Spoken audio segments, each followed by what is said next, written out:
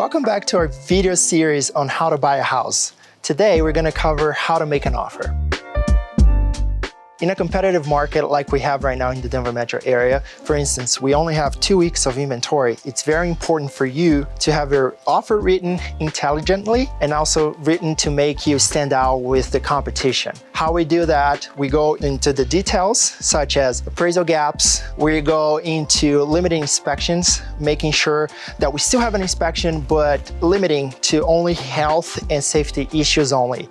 That it's very important to the sellers because the seller is not gonna wanna fix a lot of stuff in their house, and that sets you apart. Another detail that is very important once you submit an offer is to figure out if the seller needs a post-closing occupancy agreement, or what we call PCOA, or if they need a fast closing. So those details are very important to set your offer apart. After we figure out all those little details, I call the listing agent to get a little bit more acquainted with the listing agent, create rapport, and also set your offer apart so we can win. All this does sound very complex.